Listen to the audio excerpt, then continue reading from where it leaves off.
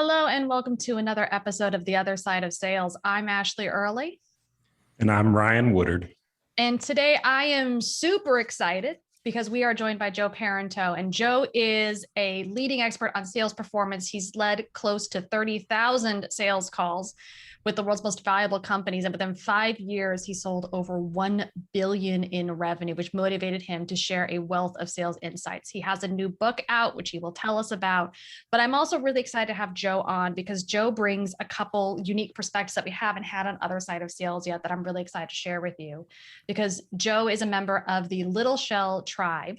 He is an Indigenous American, as well as a veteran. So he served in our armed forces. So Joe, thank you for your service and thank you so much for joining us. Yeah, it's so great to be here. Really happy to talk and chat with your audience today, especially after the great long weekend that we've all had. Yeah, we're recording this on July 6th, so just after the Independence weekend for our listeners in America. But just kind of starting off, Joe, why don't you start with telling us kind of a little bit about your sales journey so far and about your book, $1 Billion Sales. Absolutely. Yeah, I've been selling pretty much since I could, form a sentence when I was young. I grew up not having a lot, so one of the first memories that I had was selling rocks door to door. My parents got divorced when I was young, and we were always getting our power shut off and things like that. So I remember my brother and sister and we painted rocks to sell as paperweights. I was the salesperson. My sister collected the money, made sure we didn't get rolled, and my brother was the artist. But ever since that time, I found myself in sales positions throughout high school and college. And then after college, I decided to make it a career. And that was almost 30 years ago. I've been selling professionally ever since. The book that I wrote, $1 Billion Sales Secrets, was really the book that I wish I had read a long time ago. So I packed everything that I could to help people who are professional sellers, accidental sellers, people who find themselves due to COVID in a selling situation now, or maybe you're changing careers and you just want some tips on how to be better prepared to sell yourself in the future. So these are all people that I wrote the book for. So I mentioned at the top, you've got this really unique background in that you are, and I asked this kind of before we started recording. I'd love to ask it again. In 2020 with the Black Lives Matter movement, there was a big discussion around how do we refer to the Black or African American community in the United States. There's still a lot of, I think, confusion around Native Americans or Indigenous peoples in most of the world. And I asked you, how exactly did you want to be addressed? And I'd love for you, if you wouldn't mind sharing with our listeners exactly kind of what your preferred, how you prefer your heritage to be referred to. Because sometimes it's nice just to have kind of, no stupid questions sort of stuff. We need things spelled out simply for us. So yeah, this is not a stupid question at all. It's something that's complex even for people, of indigeneity, to figure out how to refer to ourselves. Indigenous is something that is global. It works well, no matter where you're at. Amongst members of my tribe, we would tend to refer to each other as American Indian because that's what our tribal, documents were written up as, especially different treaties. So a lot of times you'll hear people refer to each other as American Indians. Native Americans, if you're in the Americas, in the United States, that's a popular way to refer to yourself. However, Native Hawaiians refer to themselves as Native Hawaiians and Native Alaskans as Native Alaskans. And many in my family are also Métis, which is a blend of French and Indigenous. Everyone in the Little Shell tribe in Montana, in northern Montana, close to the Canadian border, is Métis, but not every Métis is a Little Shell member, if that makes any sense. So there's lots of different areas of complexity here. But I'd say, you can't go wrong by Indigenous. Right on. With, trying to even just get the vernacular correct for not just Native Americans, but African Americans as well. How do you feel you've been able to balance your authenticity as a Native American in the sales culture and be able to use it to thrive, to write a book and do all these great things in sales? It's really tough because people don't look at me And one of the challenges that I've had is they don't look at me and see that I've had my feet in two different cultures. They look at me and they say, oh, he's kind of white suburban. But there is an interesting concept when you think about people with, indigenous background. If you look at just people in, people we know, I'll just take, Elizabeth Warren, Jason Momoa, Keanu Reeves, Sam Bradford, some popular people, and Lori Postowski, who's the first person to die in combat of Native American descent. So if you take historical claims, everyone's in the boat. Everyone's kind of, got a claim to historical roots. But then you put in cultural, and Elizabeth Warren falls out. Keanu Reeves stays in the boat. Lori stays in the boat. Jason Momoa gets out, and then the last one is having that legal representation, and what that means is that people are tracked by the Bureau of Indian Affairs based on blood quantum, and blood quantum is something that no other ethnic group in the world has tracking like this the way we do. And the blood quantum system was actually designed to eliminate blood quantum in Indigenous people. It wasn't designed to be a source of pride. It was designed to say, hey, let's water down the bloodline until there's none.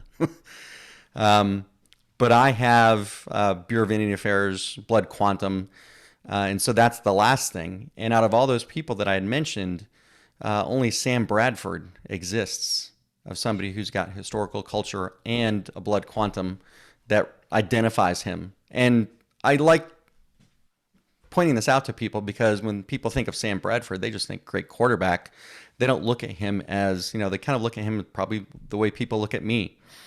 They don't see the fact that, my name is Ozal Makwa Nidigo Ojibemwang.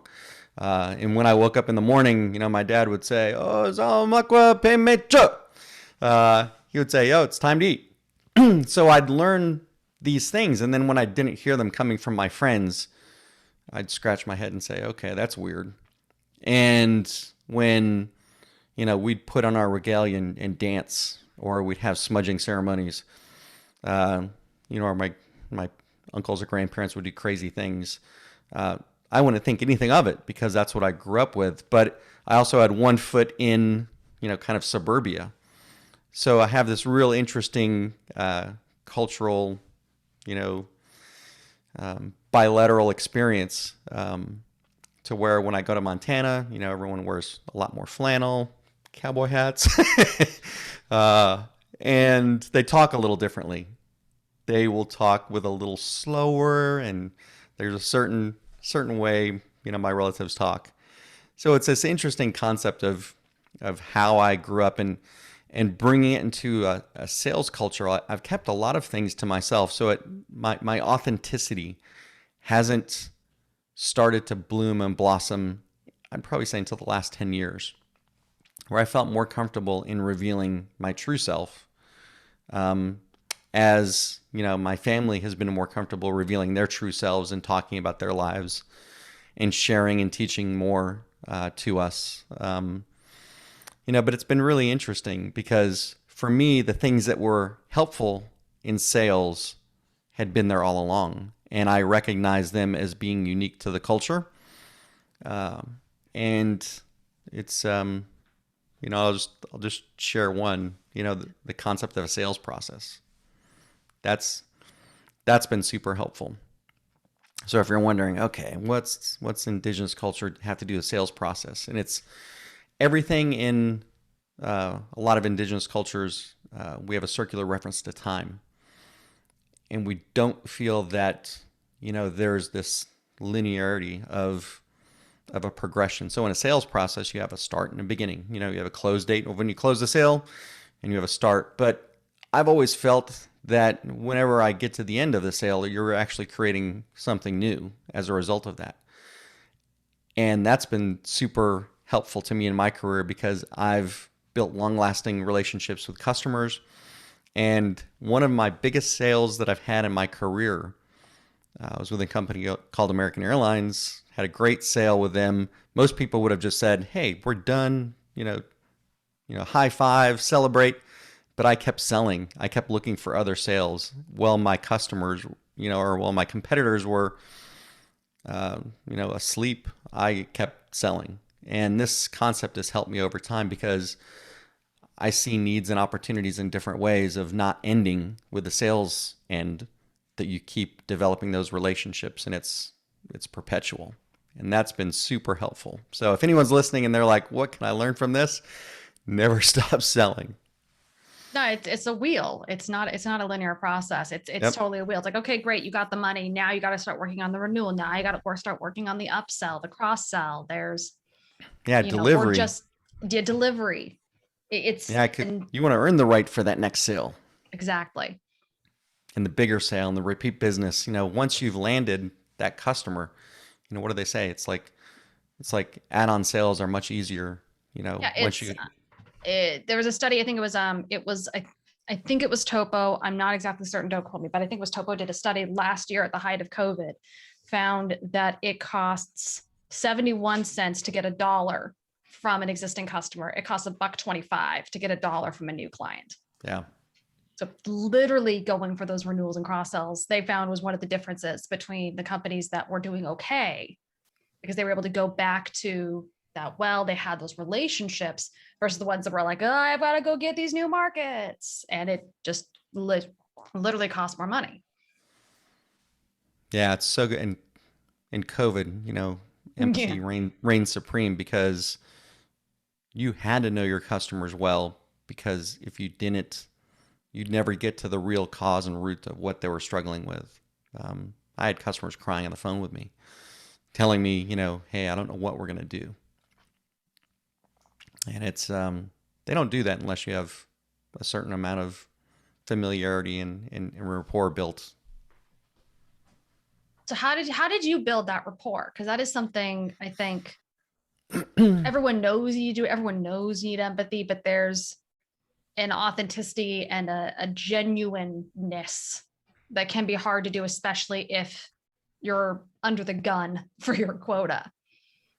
So how do you build those? Like, how do you build for that long term while still making sure you pay your bills every month?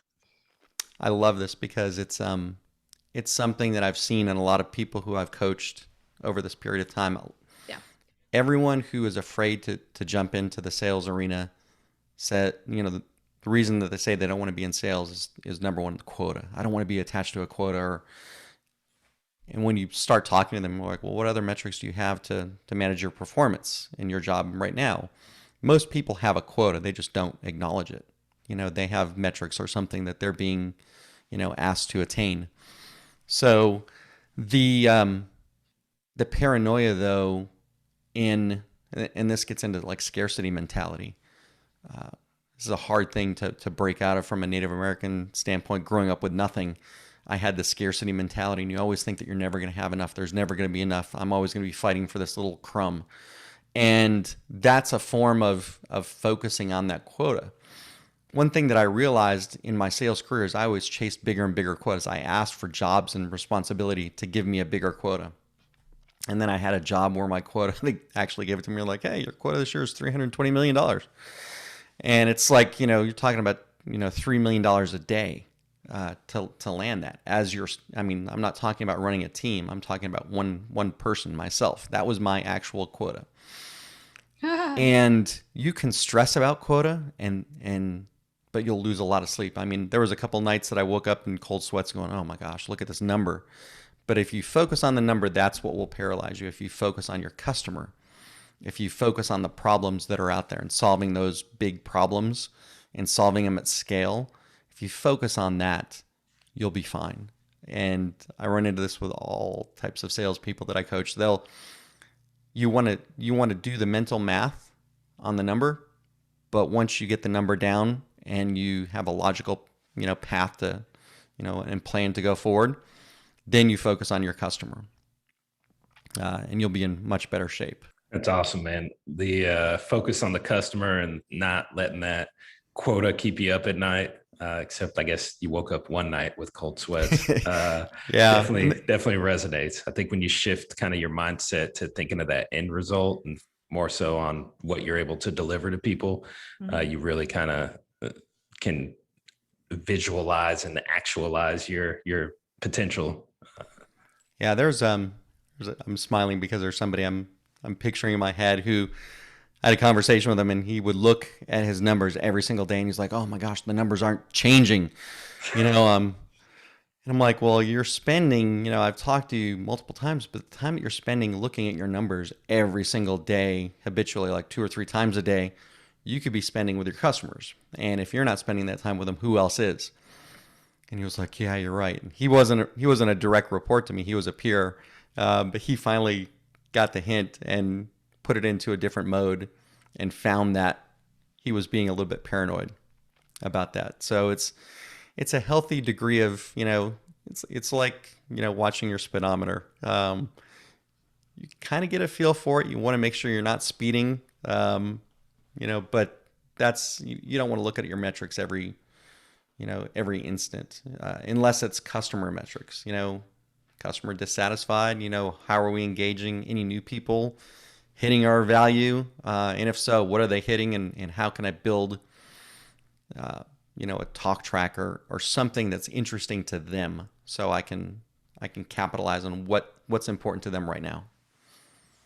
Yeah, definitely. And then I think it takes, especially now that I'm actually like managing a team, there's a certain level of tenacity that's needed as well, that, you can have all these plans in place, but if you're not tenacious with your approach and with executing that plan, then you're really just kind of spinning the wheels. How have you kind of used your tenacity to get these deals and motivate yourself to continue doing it even after you've hit a level of success?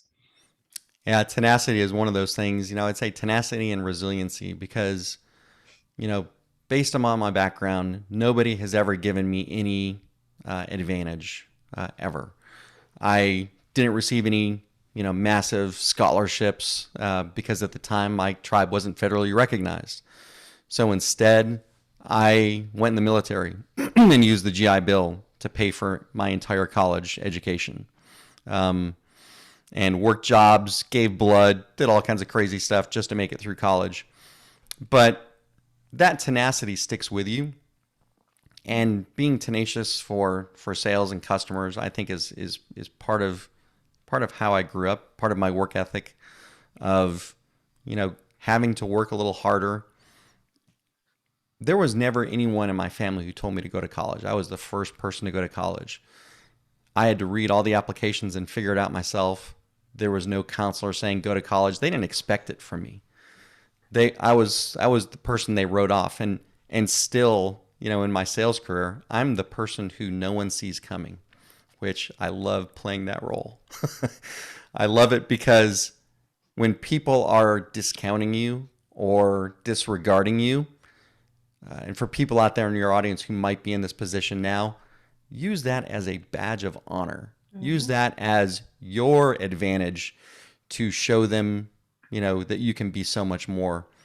And if you're inquisitive and curious, and you care about, other people and customers, you're going to go really far in sales because so many people are out there trying to be contrived, and they're out there for, the dollar.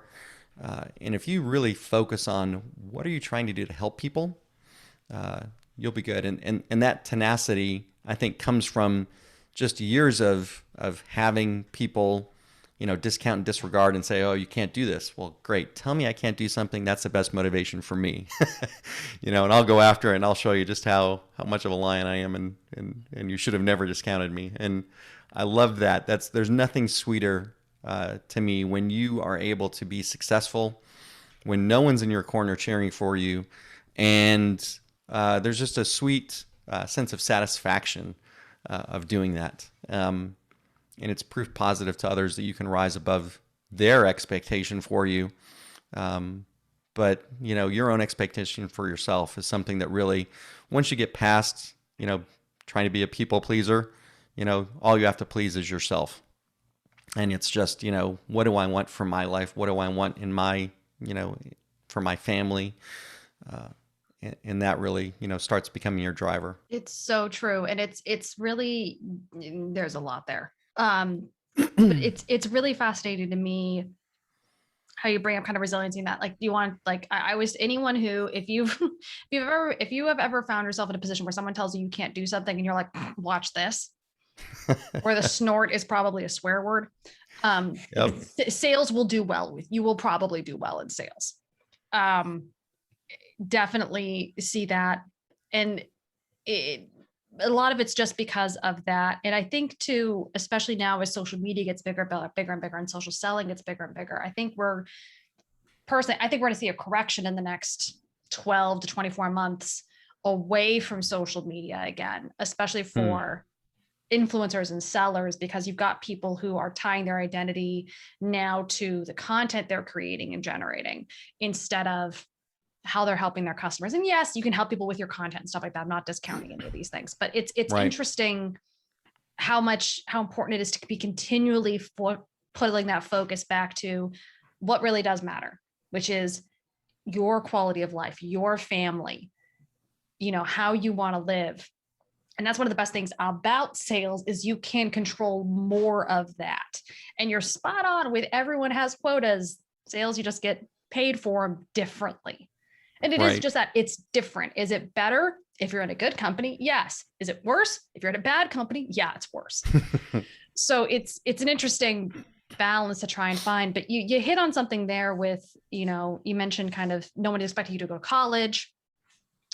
But you went into the military. And I've had this thing for a while. I've been very fortunate in my career to hire several veterans, and work for several veterans. And I'm always continually stumped why there aren't more veterans in sales, because I think when you look at the skills that the military teaches in terms of systems, in terms of organization, self-discipline, self-awareness, even a couple of years in the military with those sort of skills, I mean, that's basically everything you need for an entry-level sales role, period, with no additional training required. I mean, somebody mentioned this recently and it kind of blew my mind. It's like, we trust 18-year-olds fresh out of high school with multi-million-dollar tanks. And you're telling me, Mr. Tech CEO, that you don't trust a 24-year-old to call another CEO on your behalf?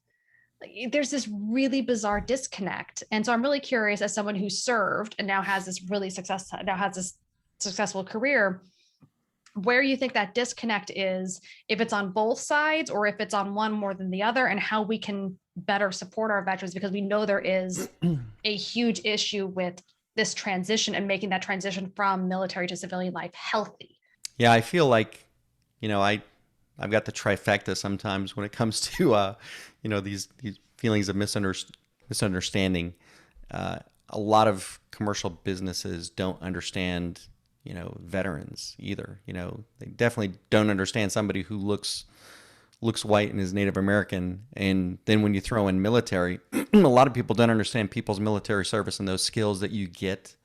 When I was in the Air Force, we were flying over New York City, and I was in a refueling tanker at the time.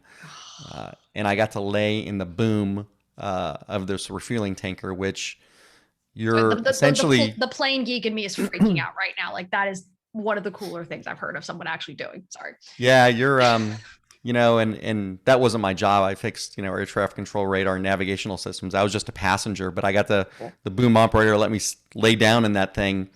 And you're a moving gas tank. And everyone who was on that plane was under the age of 22. Sheesh. So the pilot, the co-pilot. That's both inspiring and terrifying at the same time. And we're flying over New York City, and we refueled, a whole team of fighters. The fighters came up, they were F-16s. They came up underneath us, and most of I got out of the way, and I stood there and I took videos of it, and they were just like one by one. And you're like, okay, exactly what you said. These are 18-year-olds. You come in, and for people who went to college, they got out of OCS and they went to pilot school. And now they're flying a tanker loaded with fuel. over New York City, one of the most populated areas, doing this very complex thing that who's going to do that? If you graduate high school, no one's going to give you that level of responsibility, but the military does. Well, and let's talk about that. I was like, why do they do that? Because I have theories on kind of why it works in the military and what corporate America does wrong when it comes to this sort of stuff.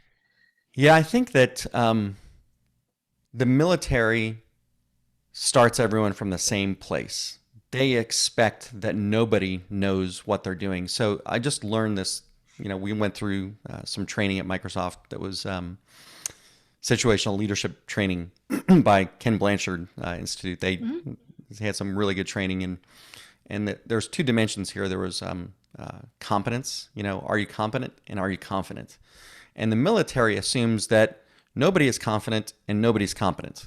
And that's where they start everyone. They start everyone from that same level, no matter what your background is. They don't care. They don't care about your ethnicity. They don't care about your education. They don't care where you grew up or who you knew. They start you from square one, and they teach you these things to make you confident and competent, both. And that's where the drill sergeant comes from, isn't it? Yep. It's okay. The drill sergeant's there if you've got confidence. No.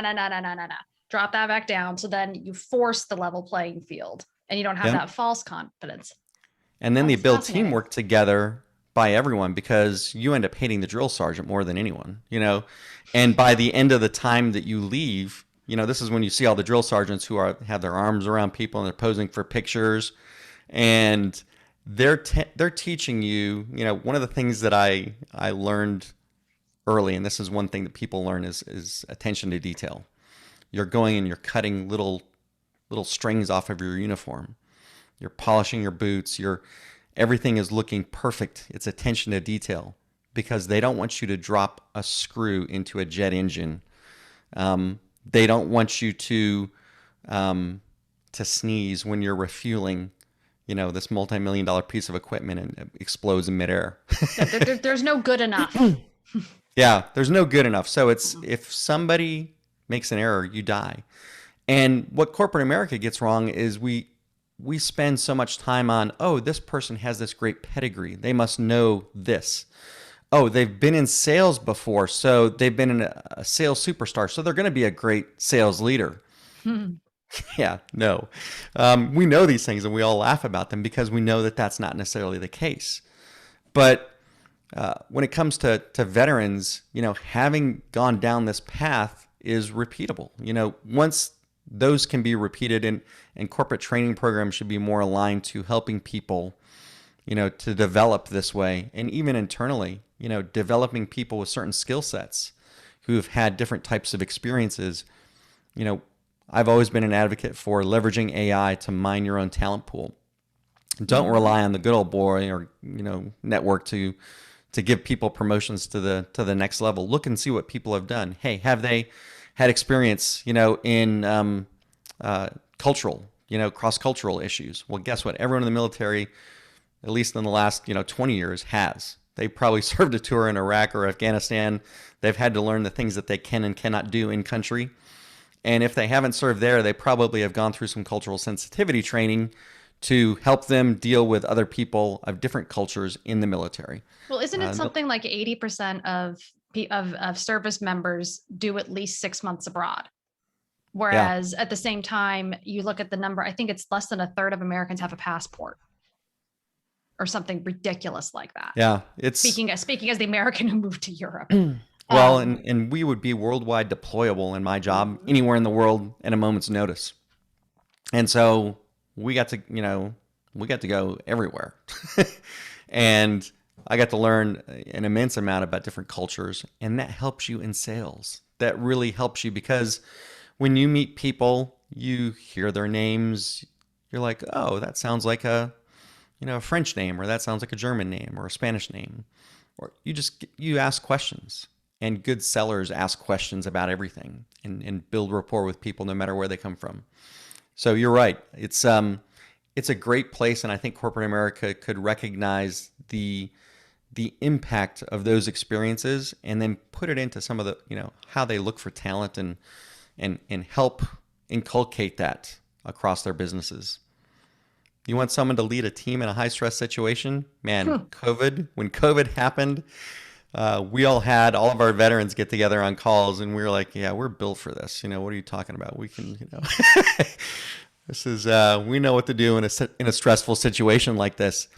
And that's valuable because there was a lot of people who were turtling, I'd say going back in their shell, and they didn't know what to do. They were freaked out. Or hitting the panic button and burning themselves down in the process. Yep. And when I saw this thing coming, I saw it, as early as December. Yeah. I started prepping. I started, don't confuse me as a prepper, crazy, but I started buying things that I thought I'd need, canned goods and tuna fish and stuff like that. The same thing you do when you think, hey, a storm may hit us in a week or two. Yeah, a storm may hit us or something like that. Those are the things that now imagine in a business. Mm-hmm. People in the military who can see, inflationary pressures, demand issues, supply chain constraints, and they're able to say, hey, I see something coming. I think this might be valuable if we did this. Veterans are very good at kind of these reactionary things because we're taught, hey, we're going to spend all this time training and planning for battle, but we know that the battle plan never survives the first bullet.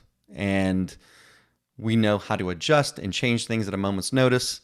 How to make a plan and not get rattled when the plan gets shot to hell. Exactly. And how often does that happen in business? Every day. And especially in sales, that's literally a sales process. No deal survives the first proposal. Exactly. Yeah. like everybody has a plan until you get punched in the face. Yep. It's so true. It's so true. I had a profound moment of clarity when you put it as they are confident and competent. My dad is a Vietnam vet, and I always wondered why he always treated me like I was a fool. And now it all makes sense. He's just treating me like have no confidence and not competent. So I have to thank you for that. And that's tremendously, that's my own kind of wisdom, AKA Ken Blanchard, that I've rediscovered is that you may think people know something, but don't assume, it's, Sorry, no joke. I get paid. I hate to say this like this, but I get paid a lot of money to tell sales VPs that when it comes to SDR training, it's like the number one piece of advice I give people is assume they know nothing. Well, but they should be hired for this. I'm like, trust me, assume they know nothing, start there. They will ramp faster. And even if you're hiring for roles with experience, oh, well, they should understand cybersecurity. Should.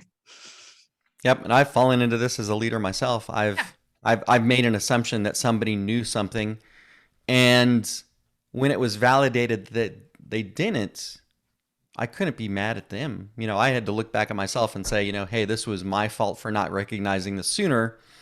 I didn't prepare you. Yeah, they didn't know something that I assumed that they did, but I never told them. We never talked about it. We never expected it. And I just had to look back at myself and say, hey, I'm falling on my sword for this one. And now it prepared me and made me a little bit more cautious to go and explore, hey, what do my people know? And no assumptions. It's something I want to ask there too, because we talked about this confidence and competence thing. And there is the stigma of the drill sergeant berating and using all sorts of psychological tactics to break people down. And you've got a workplace culture, and one of the taglines of the show is dismantling bro culture. What we're talking about in terms of building confidence and take people from ground zero is not about bullying. This is not Correct. Diminishing people. This is not insulting. But a lot of people, I think a lot of people miss that. You see people who haven't served in the military. Hey, Joe, I'm sorry. The internet got a little weird there. Could you just start that answer again for me? Yep, absolutely. I think the natural tendency for people to look at drill sergeants or people in the military is they believe that everyone's going around shouting all the time, and that's something that's productive. But you'll notice that typically happens in training, not all the time. And if it happens all the time, you burn people out. So there are leaders that I've worked underneath who have driven their organizations by fear. And it's a huge miss because guess what? You create you sap confidence from people when you drive by fear. You take away from them becoming better and more. And, it's people who just haven't been, they don't know that the reason why the military does that is to build camaraderie and teamwork, and that they're so cohesive that the things that they're yelling about are things that are life threatening. They don't compromise on certain things, but you can't go around being a bully and expect it to have great results. It doesn't work. It's not a wise thing to do. And it's why people still do that. I don't know. I think the other thing that happens is people. I've seen people lead sales organizations by what they've seen on Boiler Room or The Wolf of Wall Street, or they watch popular culture and movies and they go, hey, I need to do this, because this is what I saw sales is like. This is my mental model of what I've seen a successful sales organization be. Yeah. When you talked about, Wolf of Wall Street and all these movies being serving as like a teaching moment for new sales reps, it reminded me of when I was in college. I bartended, and Roadhouse was a prerequisite to working at a college bar, mind you, not a biker gang bar, but a college bar. So great movie. We learned a lot about how to treat patrons from that movie. I like Shout it. out Be Patrick nice. Swayze. Be nice. That's a universal. Golden rules works well in sales, and it does. It followed me all the way to here, so it must have had a profound impact on my trajectory. Goodness. Okay, we've covered a lot today, Joe, and thank you so much for your insights and everything. We're going to end this the same way we end every one of our podcast episodes, with the lightning round. So these are a series of rapid fire questions. Don't worry too much about them, just designed to be a little bit fun. Ryan, why don't you start this off? All right, I'll kick it off. Joe, what is your morning routine? Morning, typically get up around 4 to 4:30 and drink water. I have usually do 32 ounces as soon as I get up, and then I'll spend some time doing some meditation and affirmations, do a light workout, and then eat my biggest meal of the day. I love breakfast. Nice. I love breakfast as well. All right, pick one person who's had a significant impact on your career. My Uncle Bob, who's no longer with us, but he was in the military. He helped me kind of navigate the military, pursue a degree, and really, filled me with some entrepreneurial spirit and a desire to do more in life. Shout him out. What's your pump up song? In the Air Tonight by Phil Collins. It starts off slow into a drum solo. Yes. I hope my dad never watches this episode, because he used to terrorize my sister and I with Phil Collins and Genesis in the morning. Like Saturday, kids, we'd want to sleep in till 10 or 9, and he's up at like 7 a.m. just jamming out to Phil Collins. If you've never watched the music video, do it, because when he comes out there on stage and then jumps up into the drum kit and goes, nothing better. It's cool. I love it. Brilliant. I love that. All right. What's one thing you wish you'd learned earlier? I wish earlier that I learned to not be afraid, to be more brave and bold. Fear holds people back from realizing their dreams. And once you realize that, hey, there's not a big reason to be fearful about anything, because one of my affirmations that I do every day is I can't fail. I can only learn, grow, and get better. And if everyone has that outlook in life, you'll find out that you're going to have a lot more opportunity and a lot more fun. I love that. What book has been most helpful to your sales career, other than $1 billion sales?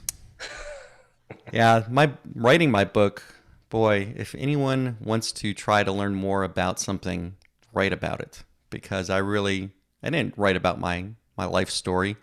I wrote about everything that I thought I knew about sales, and then I demystified it and challenged myself. But one book that was really transformative to me is Rich Dad Poor Dad, Robert Kiyosaki. It helped break me out of that, poverty, mindset, I recognized the characters in his Rich Dad, Poor Dad all too well, and realized that there was people who I had in my life who filled the role of a rich dad. They were CEOs of companies that I had worked for, entrepreneurs. Never having worked for them, I wouldn't have learned some of the things that I have. You're the second person who's mentioned that recently, and I need to go reread that book because it was given to me by I actually was given it. I had that book given to me at like 14 or 15, and it's very similar experience. And now I'm like, I got to go reread that. Yeah. Now that I'm actually an adult and have some money I need to keep an eye on. That's crazy too, because he's like, we don't receive financial education in life. It's true. No. You know, we don't learn how to sell, and we don't receive a financial education, but yet we graduate high school and college with that. It's crazy. All right. What's one way someone could have been a better ally to you? To me, being an ally is, standing in the gap when you can't, when you don't have the emotional energy to do so.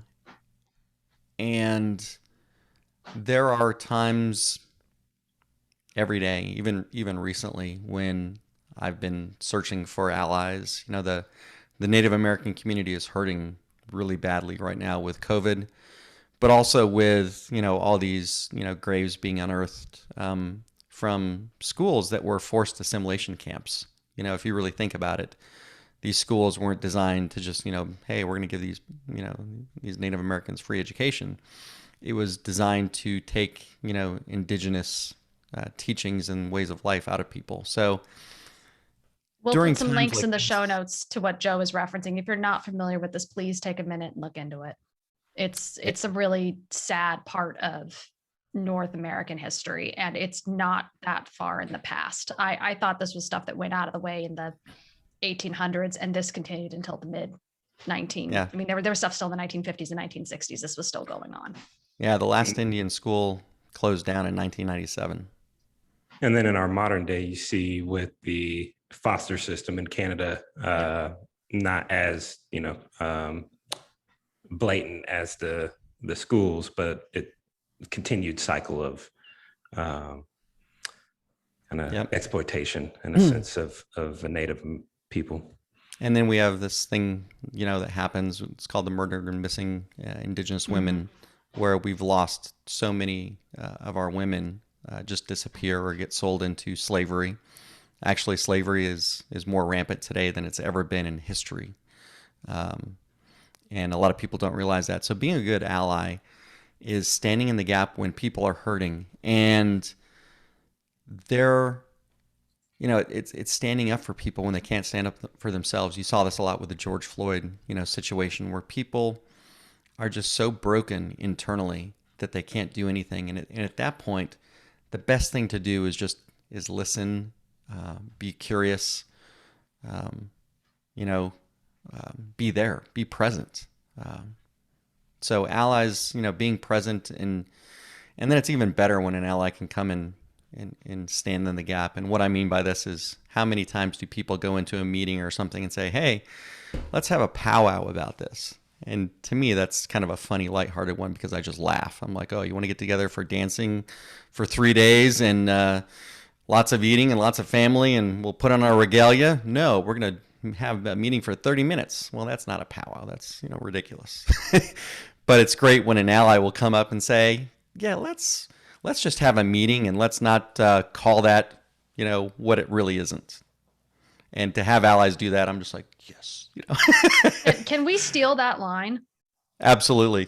Great. I'm totally using that the next time. And if anyone hears me use that, call me on it. But I'm trying to find, replacements and stuff and fun ways to call it out. I love using humor to call these things out, because then it's like, oh, it's not, haha, how dare you? It's, oh, whoops, that is a really silly thing to say. We shouldn't do that anymore. Yeah, and it kind of comes back to what we were saying. It's people don't have that, competence. They I've heard people, I have some friends, and my sister's African American. Some people say, oh, it's 2021. It's too, we're too far for people to be ignorant.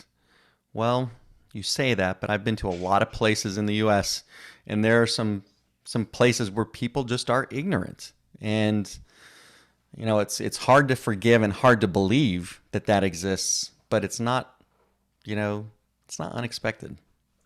Well, I think you kind of point out that's the big thing that's helped me in my later years, just kind of be at peace with the way the world is right now, is that I can't blame somebody if they were raised in a home that kept them ignorant to these type of things. I mean, it's Yep. the only thing I can do is try and be an instrument of change and education and enlightenment, rather than somebody that's like wagging my finger, scolding, oh, I'm kicking you off Twitter, or anything silly like that. Like, that doesn't do anything but just drive more division. Whereas civil conversations and listening actually brings people together, and you can hopefully get to a place of understanding. Amen. Assuming both sides are willing. Sometimes you got to deliver an ass kicking. Yeah, exactly. Sometimes people aren't acting in good faith. I think there's a few amount of people too that have understood that, like, oh, if I feign ignorance, then, and I'll get a second chance, or I can be deceptive and feign ignorance to just like get out of a situation where I put my foot in my mouth, or where I should have been held to more strict accountability. At this point, in situations like this, I'm tempted to go to the wise words of the sage George Bush. Fool me once, shame on you. Fool me twice, I don't get fooled again. Yep. Yep. Everyone gets the benefit of the doubt. So you'll get the humor, and then you'll get the boot in the ass. Exactly. What's one way you're working to be a better ally yourself? So in my company, we have these things called employee resource groups, where we get to experience lots of different cultures and be curious about different groups. So I try and always be, especially even with my team, is I have a plan that's very thoughtful for every month. So I create my plan 6 months in advance to what am I going to do to build curiosity. And it's this concept of diversity, equity, and inclusion. What am I going to do to activate all of those? And that helps me more than anything, because people say, oh yeah, I'm going to do this, and this sounds like good. But when you actually put pen to paper and say, I'm making a plan for every month of the next year, for me to be a little bit more curious about others, and to because diversity is getting invited to the dance, and inclusion is being asked to dance. And equity is making sure everyone gets a chance to dance. So you want to make sure that you're kind of activating across all of those. So that's one thing that I do. That's awesome. I had to take some notes here. That was good stuff. Yeah, you saw me diving for a pen. I was like, and I'm writing that down. That's a good idea. Coming soon to othersideofsales.com. All right. Last but not least, what is your guilty pleasure at the end of a long day? Boy, guilty pleasure for me at the end of a long day.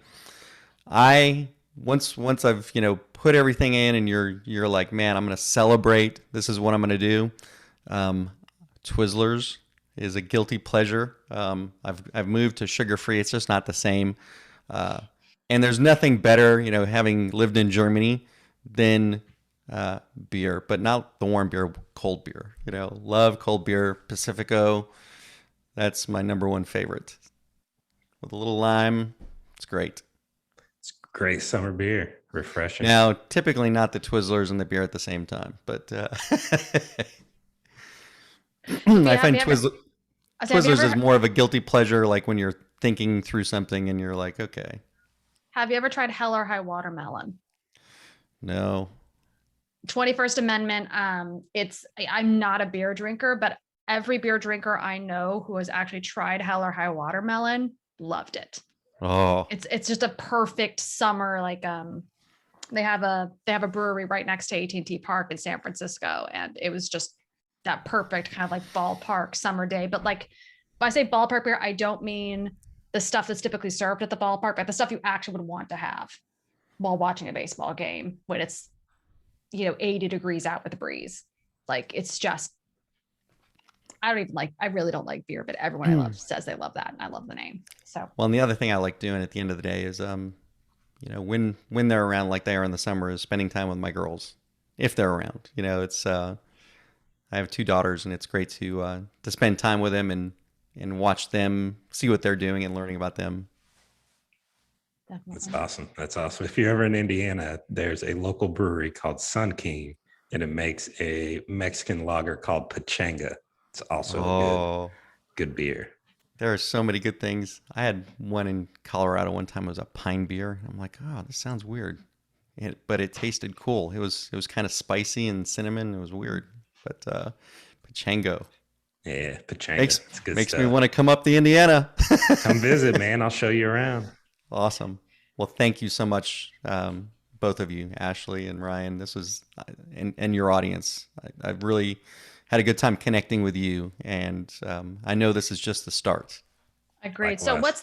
So as we wrap this up, Joe, what's the best way for people to find you, and where can they get their copy of $1 Billion Sales? Well, first I'm going to give you an introduction on how to spell Paranteau. No, just kidding. It's find me at thejpar.com. It's THEJPAR. On most social media platforms, you'll just type in the JPAR. That's my website as well, www.jpar.com.